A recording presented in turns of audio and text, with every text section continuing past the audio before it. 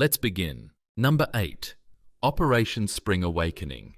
Before dawn on March 6, 1945, some of Germany's last major armoured formations attacked between Lake Balaton and Lake Velence in western Hungary. Their objective was desperate. Germany needed to protect the remaining Hungarian oil region, push Soviet forces away from the Danube, and delay the coming advance toward Vienna. The 6th SS Panzer Army brought experienced crews, heavy tanks, assault guns, and units Germany could no longer replace. On paper, the striking force appeared powerful. The battlefield immediately began dismantling it. The spring thaw had transformed fields into mud. Canals, villages, and flooded ground forced the armoured columns onto a small number of roads and raised tracks. A heavy vehicle that left the road could sink. A column that remained on it became a target. The Soviet Third Ukrainian Front had prepared minefields, anti-tank positions, artillery zones, and infantry strongpoints along the likely German approaches. The first attack still gained ground, but the breakthrough did not widen quickly enough. Fuel trucks, engineers, infantry, ammunition vehicles, and recovery crews were all forced through the same damaged corridors behind the tanks. The Soviets did not need to destroy every armoured vehicle at the front. They could strike the bridges, supply columns, and crossing points behind them. By March 15th, the offensive had stalled without reaching the Danube. The following day, Soviet forces opened their offensive toward Vienna. Germany had launched Spring Awakening to recover freedom of movement. Instead, its last great armoured offensive died inside roads too narrow to sustain it. Number 7. Sinyavino. In August 1942, east of Leningrad, two offensives began moving toward the same ground. The Soviet Volkhov and Leningrad fronts wanted to open a land corridor into the besieged city. German forces were preparing Operation Nordlicht, a major assault intended to capture Leningrad. Neither plan unfolded as expected. The Soviet attack broke into German positions near Sinyavino and pushed through forests and marshes toward the city. At first, the penetration created real danger. If the Soviet forces linked with troops attacking outward from Leningrad, they could break the siege corridor and threaten the German front. Germany responded by committing divisions originally intended for Nordlicht. That decision helped stop the Soviet advance. It also destroyed the German offensive before it could begin. German artillery and infantry attacked the narrow shoulders of the Soviet penetration. The Soviets tried to push reinforcements through a few tracks, crossing wet ground. Ammunition travelled forward along the same routes, carrying wounded men back. When German fire cut one track, entire Soviet formations could continue fighting while their supply system collapsed behind them. By late September, much of the Soviet Second Shock Army had been trapped. Small groups escaped through swamps and darkness, but most heavy equipment was abandoned. The Soviet offensive failed to open the corridor into Leningrad. Germany destroyed the penetration, but the divisions, ammunition, and time prepared for Nordlicht had been consumed. Sinyavino was a Soviet battlefield defeat. It was also the battle that made the planned German assault on Leningrad disappear. Number 6. Korsun-Cherkassy. In January 1944, German forces held a deep salient around Korsun and Cherkassy in central Ukraine. The Soviet 1st and 2nd Ukrainian fronts attacked its base from opposite directions. On January 28th, their spearheads met behind the German position. Two German corps were trapped. The ring had closed, but it was not yet secure. Inside the pocket, German troops concentrated westward and fought to keep their airfields open. Outside, German armoured formations attacked toward Lysyanka in an attempt to reach them. The Soviets now had to fight two battles at once, one against the troops inside the pocket, and another against the relief force approaching from outside. The winter thaw turned roads into mud. Aircraft delivered some supplies, but they could not replace every shell, vehicle, and medical evacuation route the trapped force required. The German relief attack came close, but reaching the edge of an encirclement was not the same as opening a protected corridor. The trapped formations were ordered to break out during the night of February 16th. The movement quickly lost order. Vehicles became stuck. Heavy weapons were abandoned. Units mixed together in darkness, while Soviet artillery struck the escape routes. thousands of German soldiers reached their own lines. The pocket was not completely annihilated, but the survivors arrived without much of the transport, artillery, and equipment that had allowed their units to function as divisions. The Soviets eliminated the salient. The Germans escaped another complete surrender, but survival came at the cost of combat power. The ring did not have to kill every man. It only had to destroy the formation around him. Number 5. Berlin. At 3 a.m. on April 16, 1945, Soviet artillery opened the final offensive toward Berlin. Germany had already lost the strategic war. That did not make the final battlefield easy. The First Belarusian Front attacked from the Oder bridgehead toward the Silo Heights. German defenders had withdrawn many troops from the most exposed positions before the bombardment. When the Soviet infantry advanced, it encountered mines, anti-tank fire, broken ground, and defensive lines that had survived the opening barrage. Zhukov committed tank armies before the roads had been completely cleared. The extra armour increased pressure on the German defences. It also created enormous congestion. Tanks, artillery, infantry, fuel vehicles and engineers crowded the same narrow approaches. After 3 days of brutal fighting, the Silo defences were broken. Berlin was encircled on April 25th. Inside the city, Soviet numerical and artillery superiority was divided among thousands of small battlefields.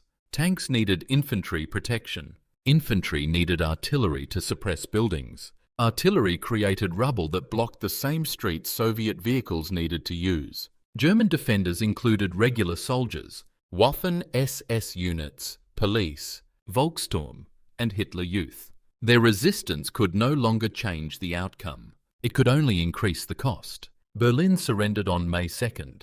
The Soviet victory was complete, but the final offensive still cost Soviet and Polish forces hundreds of thousands of casualties. Germany could no longer win the war. It could still make the ending consume another army. Number 4. Moscow. In October 1941, German Army Group Center opened Operation Typhoon toward Moscow. The offensive began with enormous victories. German armored forces surrounded Soviet armies around Vyazma and Bryansk. Hundreds of thousands of Soviet troops were killed, wounded, or captured. On the map, the road to Moscow appeared open, but the trapped Soviet forces continued fighting. German infantry had to guard prisoners, clear roads, and reduce the pockets, while the armored spearheads moved east. Every day spent behind the front gave the Soviet command time to construct another defensive line. Then the autumn rain turned the roads into mud, but weather alone did not stop the Germans. Army Group Center had already lost vehicles, horses, trained infantry, and mechanical reliability during months of advance. Railways had not been converted quickly enough. Trucks operated far beyond their intended range. Fuel and ammunition arrived through a transport system near collapse. The mud exposed the weakness. It did not create it. When the ground froze, the advance resumed. German troops came closer to Moscow, but the formations reaching the capital were exhausted and reduced. The Soviet command had preserved reserves. On December 5th and 6th, the counteroffensive began. German forces were pushed back from their exposed positions. The Red Army saved Moscow, but it could not destroy Army Group Center. Soviet troops also suffered heavily as they advanced beyond their own supply system. The battle ended without the total destruction of either army, but Germany had failed to defeat the Soviet Union before the war became a contest of industry and endurance. The advance did not stop because snow covered the road. It stopped because the army on that road had already spent too much of itself reaching it. Number 3. Kursk. On July 5, 1943, German forces attacked the Kursk salient from north and south. Operation Citadel aimed to meet east of Kursk and trap the Soviet armies inside the bulge. The German plan depended on concentration. The Soviet defense depended on depth. The Red Army had constructed layers of trenches, minefields, anti-tank positions, artillery zones and reserves. The Germans still penetrated. In the north, the advance gained little ground. In the south, German armoured formations pushed farther and forced the Soviets to commit major reserves. On July 12th, the Soviet 5th Guards Tank Army attacked near Prokhorovka. The battle is often described as one enormous tank duel in which German armour was destroyed by a direct Soviet charge. The reality was less simple. Broken ground, anti-tank ditches, and narrow approach routes restricted Soviet deployment. Soviet armoured losses were severe. The German formations were not annihilated at Prokhorovka, but they also failed to create the breakthrough required for Citadel. Elsewhere, Soviet armies opened Operation Kutuzov against the German salient around Orel. German reserves now faced pressure outside the original battlefield. The Soviet defensive system had done its job.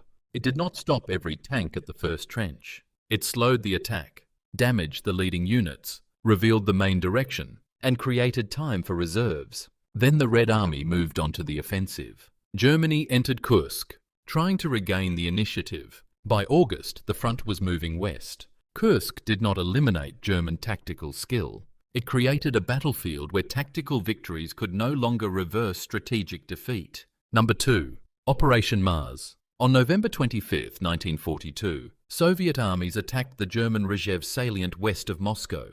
Operation Mars aimed to defeat the German Ninth Army and cut the roads holding the salient together. The Soviet plan required several separate breakthroughs to expand and connect. Some attacks failed immediately. Others penetrated deep into the German rear.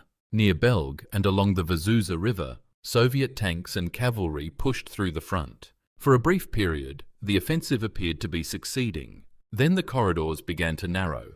German reserves struck the shoulders of the Soviet penetrations, while artillery fired on the roads behind them. Forests and snow concealed movement, but they also separated Soviet units. Radios failed. Maps were poor. Vehicles burned fuel searching for routes through the woods. A Soviet tank corps could move several kilometers forward and become weaker with every kilometer if its infantry, artillery and supply vehicles could not follow. The German Ninth Army counterattacked aggressively.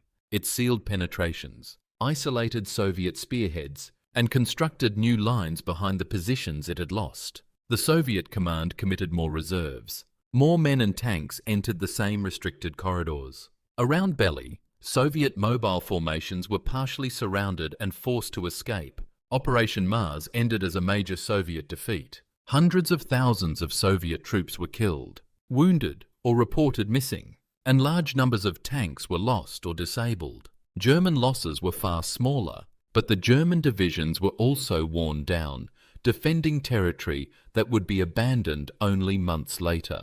The Soviets failed to close the trap. The attempt still forced both sides to fill the same frozen forests with reserves until the reserves themselves became the objective. Number 1. Stalingrad. In September 1942, German troops reached the center of Stalingrad and the Volga.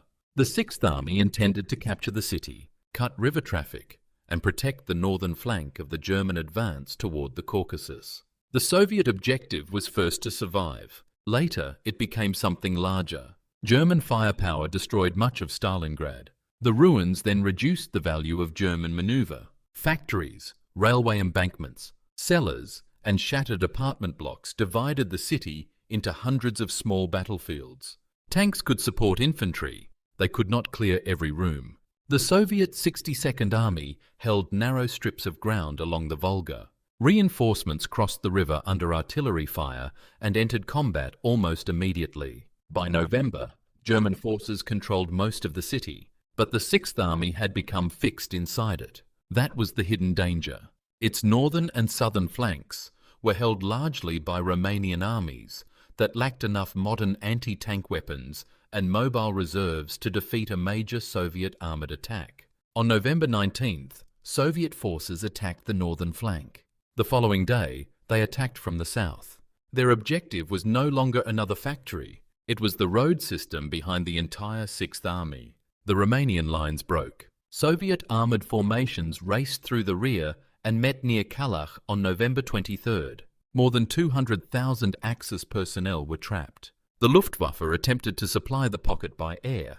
It could not deliver enough food, fuel, ammunition, and medical supplies to sustain an entire army. In December, German armour advanced towards Stalingrad during Operation Winter Storm. The relief force came within roughly 50 kilometres, but the Sixth Army did not break out. It lacked fuel, coordination, and permission to abandon the city. The relief attempt stalled. Inside the pocket, rations collapsed. Vehicles stopped moving. Frost, disease, and starvation joined Soviet artillery and infantry. In January, Operation Ring began reducing the perimeter. The pocket split. The southern group surrendered on January 31st. The remaining northern group surrendered on February 2nd. Stalingrad was not won only inside the factories and apartment blocks. The soldiers in the city held the German army in place long enough for the real decision to occur far beyond them. Germany captured most of Stalingrad. Then it discovered that possession of the city had become the mechanism of its own destruction. The streets held the Sixth Army. The steppe closed behind it.